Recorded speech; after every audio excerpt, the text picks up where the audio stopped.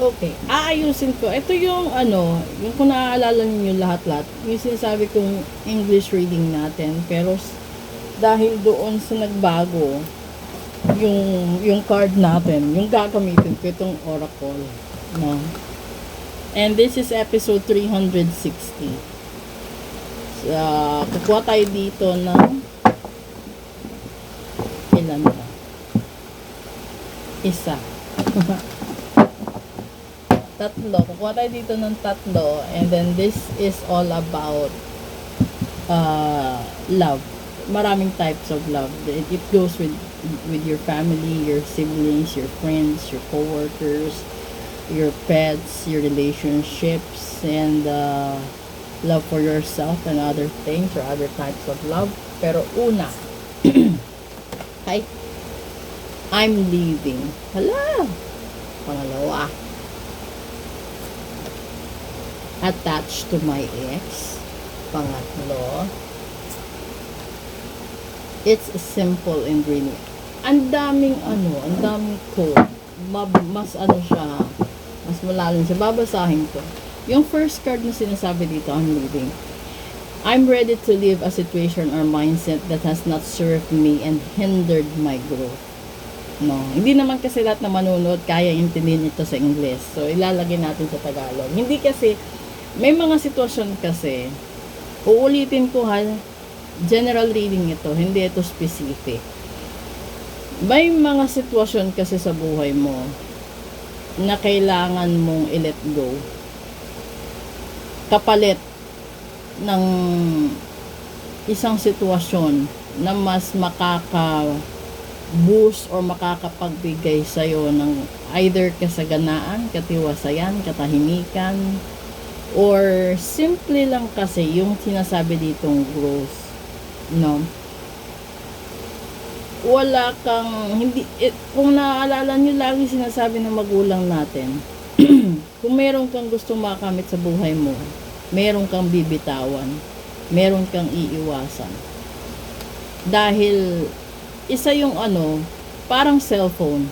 You have to clear the storage of your phone for you to be able to provide extra space sa mga blessings na gusto mong makamit.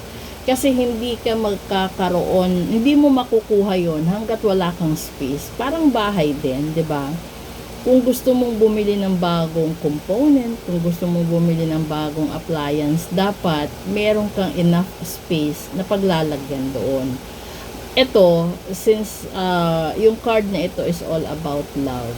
So whatever type of love that you have right now, whatever situations about love that you are ongoing right now, ibig sabihin nito, meron ka talagang tatanggalin sa buhay mo kapalit ng pagmamahal na gusto mong makamit. Yung iba, pagmamahal sa magulang, yung iba, kapatawaran galing sa kapatid, yung iba naman talaga sa relationship, yung iba sa trabaho, yung iba siguro sa kaibigan na matagal nang hindi nagkakausap. This is it. Pero yun nga lang, yung second card kasi, it was mentioned, since this is all about love card, asa na ba yung lalagyan nito? It's a love tarot. This is a love tarot card. Yun nilagay niya dito sa second card is attached to my ex. I'm attached to my ex emotionally, physically, or spiritually. I need time and space to break this connection.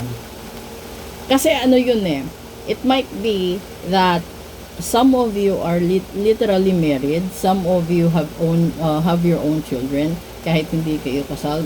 There might be in a relationship status, there might be other people na walang closure. Yon. So kapag wala kang closure, you will never be able to identify. Para kang nakalutan. Ganon, hindi mo alam. Nagkakaroon ka ng yung parang pabalik-balik na sitwasyon. Hindi mo alam kung magpo-forward ka kasi sa pag mo dito, sa pagtakbo mo or sa pag move mo sa buhay mo, hindi siya madali. Lalong-lalo na kung mayroon kang malalaking responsibilities sa family mo. If you're a breadwinner, isa ito. At common na nangyayari sa lahat ng clients ko. Hindi nila pwedeng i-push yung personal relationships nila dahil meron pa silang tungkulin sa mga siblings nila. Halimbawa, meron kang may sarili kang anak. Tapos may mga kapatid ka pang tinutulungan, may magulang kang nagkakasakit, may magulang kang inaalagaan, or meron ka pang tungkulin na iba. So, dito sa sitwasyon na ito, mahihirapan ka. Kasi kalimitan, may mga tao na inuuna nila yung pamilya nila bago sarili nila. And then it turns out na kung kailan nila gustong pasayahin sarili nila, wala na silang enough na space sa mundo, sa buhay para i-enjoy yun. Ganun. So, kung nakaka-relate kayo, ito yung buhay na kailangan mong balansin. Tignan nyo yung first episode na na-upload ko ngayon. Yung lumabas doon is balanse. Mahirap magbalanse. Kasi, kapag pinag-usapan yung love, ando doon yung pera. Paano mo hahawakan ang sitwasyon ng wala kang kapera-pera, wala kang sources of income? Isa yan sa pinag-aawayan. Sa lahat ng kliyente ko, alam nila yun. Lalong-lalo na yung mga clients ko na nagpapareading about love. You will never be able to survive a relationship without thinking of money, without thinking of sources of income, without thinking of other options to gain, to support yourself, to support your siblings, to support your family, to support everybody na umaasa sa'yo. It is not literally na pakainin mo sila 3 times a day. It just happened na minsan kailangan mong magbigay. Kasi kailangan. Hindi naman obligasyon yun, kundi kailangan lang. At the same time, kailangan mo din sa sarili mo. Kung meron kang sariling bahay, you have to pay your own bills, you have to buy your own foods, you have to buy your own clothing. And then on top of that, kung gusto mo pang lumabas, kung gusto mo talagang, to unwind things out, you have to use your money. And if you don't have any money at all, there's no point of you to enjoy life. Aside from that, yung last card na tinutukoy dito, it's simple really. The thing is, how do I feel I want us forever? So it will never be able to stabilize. That situation will never be stabilized. Kung naaalala ninyo, ang daming naghihiwalay dahil sa biyenan. Ito personal ko mga kliyente ha, naghihiwalay sila dahil sa mga manugang, sa biyenan nila kasi hindi nila kayang balansehin yung totoong sitwasyon. Yung iba tinatakbuhan yung sitwasyon, yung iba pikit matang yung sumasabay na lang sa agos ng buhay. Hindi hinaharap yung buhay, hindi hinaharap yung problema, tinatakbuhan.